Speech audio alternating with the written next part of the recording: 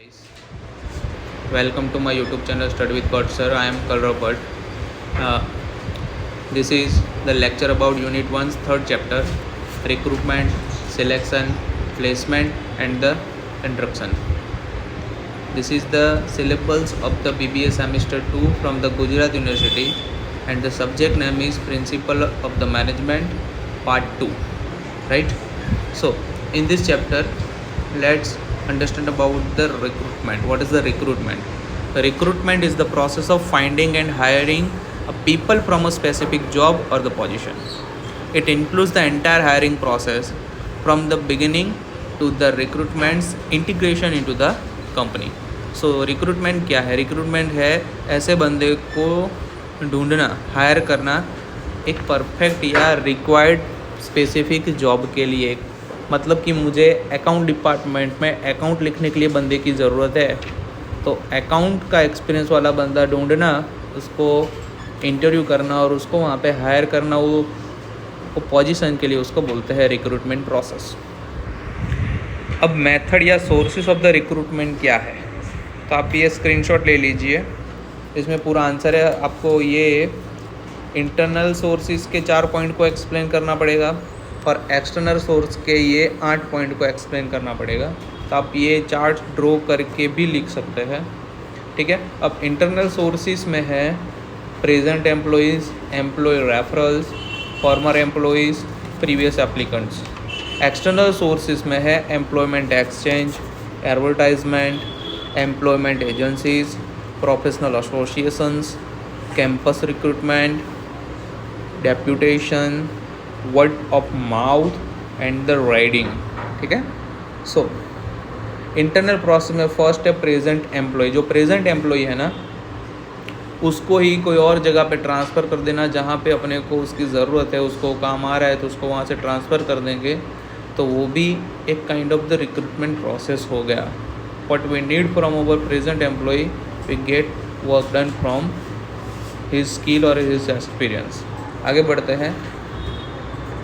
Farmer employ. Former employees are another source of the applicants from vacancies to be filled up in the organization. Retired or the retrenched employee may be interested to come back to the company to work on a part-time basis. जो retired हो चुके या जो बंदे काम करके जा चुके हैं, वो लोगों को वापस से जॉब के लिए हायर करना, वापस से बुलाना, कम बैक करवाना पार्ट टाइम के लिए या फिर अपनी रिक्वायरमेंट के हिसाब से. तो वो भी एक type of internal sources of the recruitment हो गया, जिसको बोलते हैं former employees who left your company, उसको वापस बुलाना. आगे है employee referrals. This is yet another internal sources of the recruitment.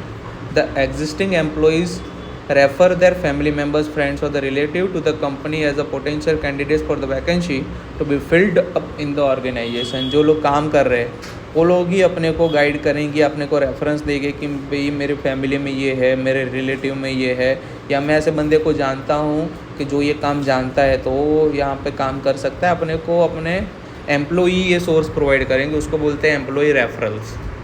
Last one है इंटरनल का previous applicants. This is considered as internal sources in the sense that applications from the potential candidates are already laying with the organization. लोगों ने काम के लिए application दी थी अपने को, वो पड़ी है, उसमें से बेस्ट बंदे को चॉइस करना.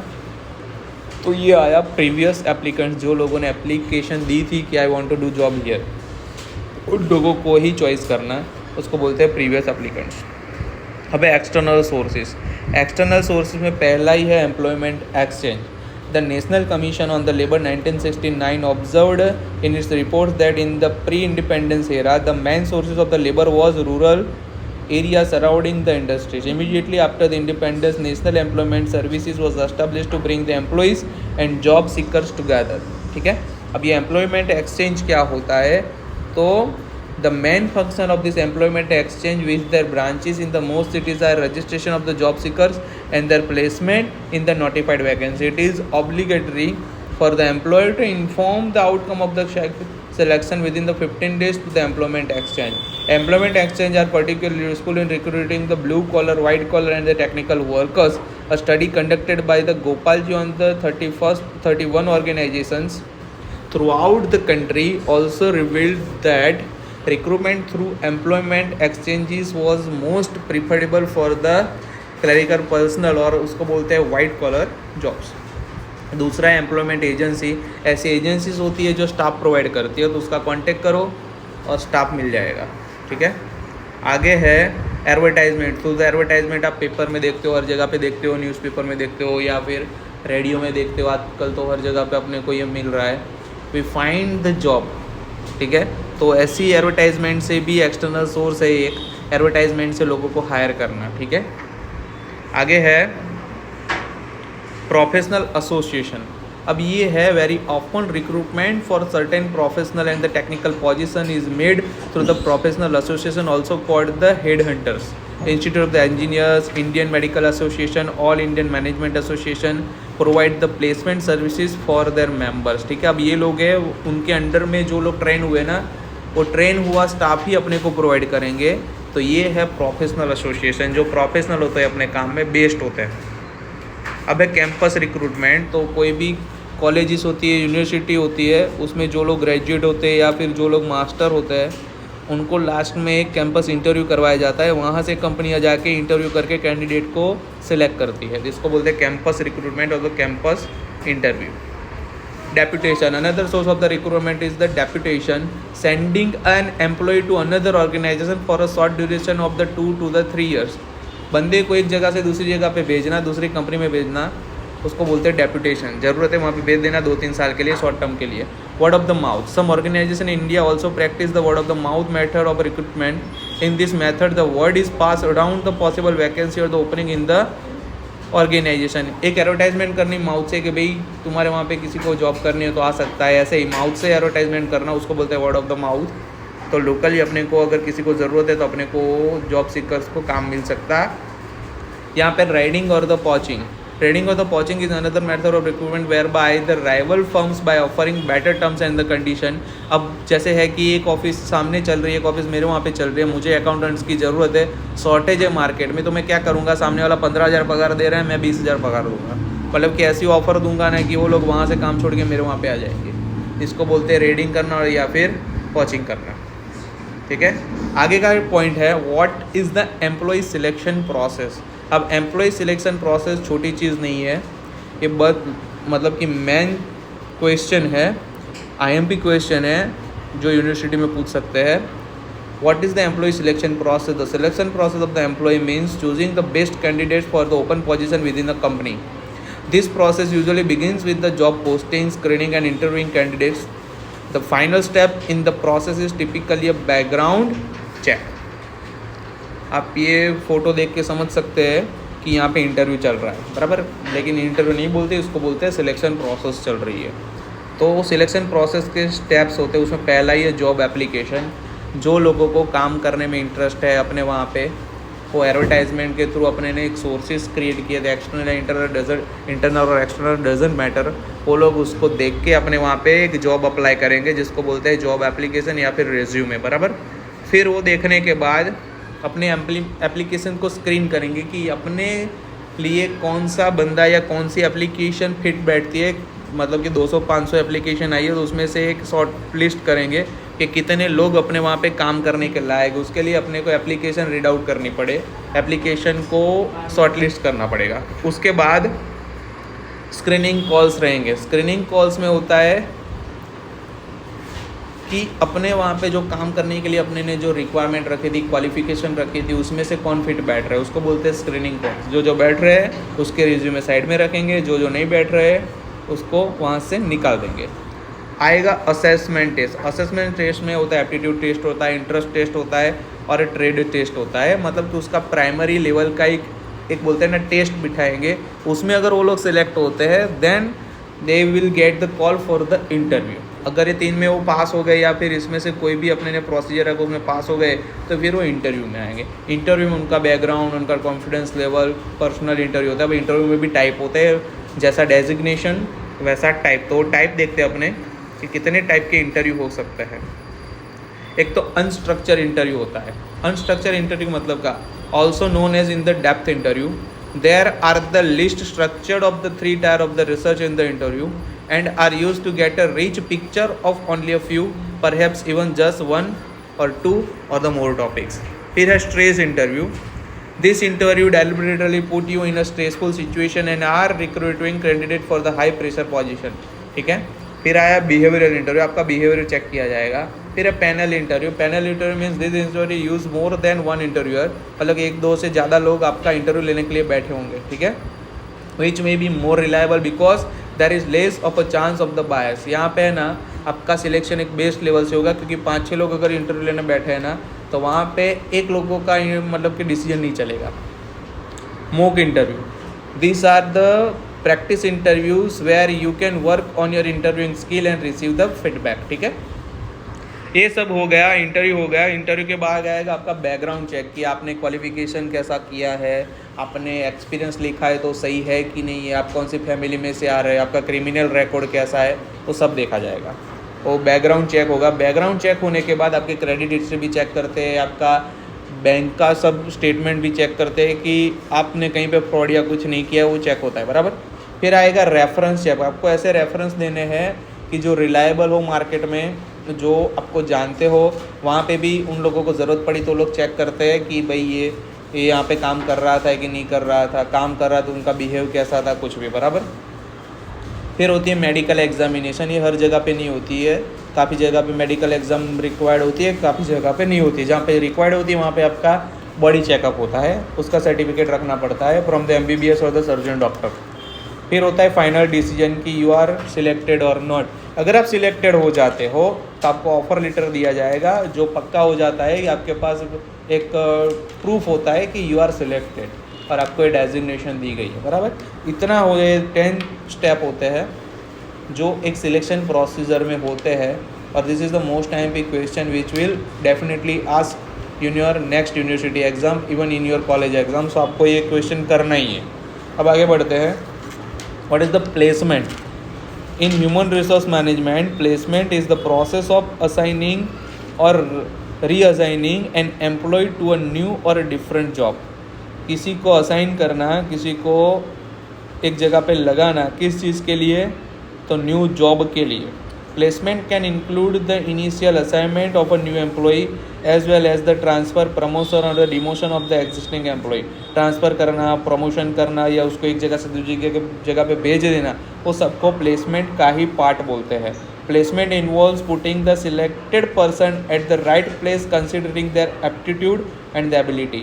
प्लेसमेंट का मतलब ये होता है कि एक बंदे को उसके एप्टीट्यूड के हिसाब से, उसके एबिलिटी के हिसाब से एक जगह पे उसको काम देना. Placement also involves the connecting the selected person and the employer in order to establish a ongoing employment relationship. आगे क्या था देखते हैं.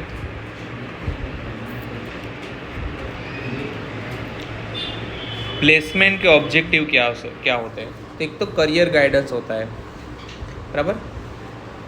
कि provide the guidance on career option after the graduation such as higher education, entrepreneurship or the placements. Till job selection, choose the candidate who are suitable for the current job role के लिए है कि नहीं, without any bias.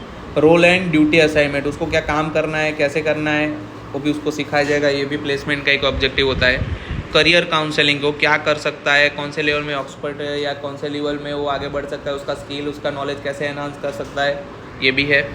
उसको training required है कि नहीं, वो भी उसमें ज़्यादा ध्यान दिया जा सकता है. नेटवर्किंग में उसको प्राइवेट सेक्टर या पब्लिक सेक्टर में उसको नेटवर्क प्रोवाइड किया जा सकता है. ब्रीच द गैप, उसका जो गैप है ना एकेडमिक और इंडस्ट्री, तो गैप को एक फील्ड मिल जाता है, वो गैप को फिल किया जा सकता है. And job placement help new recruits find a job that matches their abilities. ठीक है. अब what is the induction.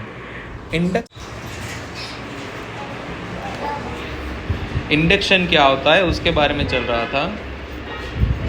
What is the induction programme. Induction programme मतलब कि induction is the process of introducing a new employee to the organisation environment. नया जो इंसान आता है जॉब के लिए, न्यू एम्प्लॉय होता है, उसको अपने ऑर्गेनाइजेशन का एनवायरनमेंट, कल्चर, पॉलिसी सबसे इंट्रोड्यूस करवाना, कैसे काम करना है उसका एक टूर करवाना, उसको बोलते हैं इंडक्शन प्रोग्राम.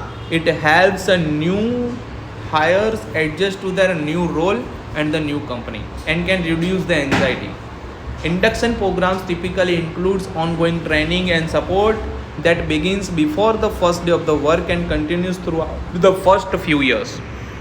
अब एंड एक अच्छा सा इंडक्शन प्रोग्राम होता है, उसमें कौन सी चीज़ों का ध्यान रखना होता है, कौन से टॉपिक्स कवर होते हो, तो उसमें the companies history, product and process उसके बारे में उसको समझाना, जॉब ट्रेनिंग एंड हजार्ड्स के बारे में उसको समझाना, द ऑर्गेनाइजेशंस का स्ट्रक्चर है, डिपार्टमेंट के जो फंक्शन है उसके बारे में समझाना, employees department and job and how they fit into the organisation वो समझाना, कंपनीज पॉलिसी, उसकी प्रैक्टिस, उसके ऑब्जेक्टिव्स, उसके रेगुलेशन उसके बारे में समझाना, terms and condition of the service, amenities and the welfare activities उसके बारे में समझाना। अब elements of the induction programme क्या होते हैं, तो पहला तो ट्रेनिंग, फिर दूसरा है हेल्थ एंड सेफ्टी, फिर है चेक लिस्ट। अब other element of the induction programme में होते हैं meeting colleagues, touring the work place, getting to grip with the company policy, understanding their role, identify any training needed, organizing first probation meeting, encouraging social interaction with your team, discussing company goal and mission, asking employee for feedback.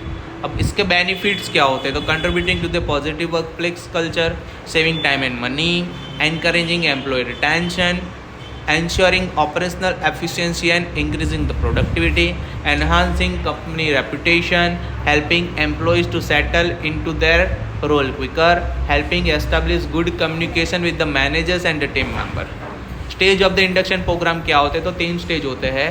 Pre induction में होता है this occurs before the new employee start work. This period is also known as the pre arrival induction और the pre induction training. जो काम करने आता है उसके पहले जो होता है उसको बोलते हैं प्री इंडक्शन। फिर होता है induction, this is the transition into the workplace. This period includes orientation and training in the organization culture and how to familiarize the employee with the work environment and fellow employees. जो काम होता है उसके time पे orientation करवाना वो।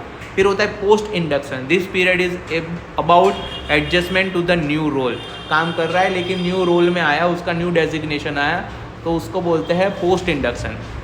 The follow-up process allows managers to ascertain whether or not employees have integrated successfully, what further resources are required or what changes need to be made. अब suggestion for the effective induction program में होता है provide an overview, फिर train the employee, foster social integration, फिर assign a mentor, provide the feedback, make them feel welcome, start early, use interactive learning, provide an overview of the expectation, allow the observation. ये सब उसको करवाना, facilitate करवाना, तो इसको बोलते हैं कि भाई इफेक्टिव इंडक्शन प्रोग्राम का सजेशन ऐसा होना चाहिए। तो बस यही था ये चैप्टर के बारे में, बराबर, रिक्रूटमेंट में बारे में। फिर आएगा आगे नया चैप्टर, बराबर, ट्रेनिंग है, वो देखेंगे। वैसे यूनिट 1 कंप्लीट हो जाएगा आपका, बराबर। तो और भी बहुत सारे चैप्टर बाकी वो सब आएंगे। सो उसके लिए आपको कुछ नहीं करना है, लाइक शेयर सब्सक्राइब करके रखना है, ज़्यादा से ज़्यादा लाइक करना है, बराबर। ये जो डेटा मैंने लिखा है आप एग्ज़ाम में वो भी लिख सकते हो। IMP क्वेश्चन कौन से है वो आपको डिस्क्रिप्शन के लिंक में मिल जाएंगे, तो आप साथ साथ में वो भी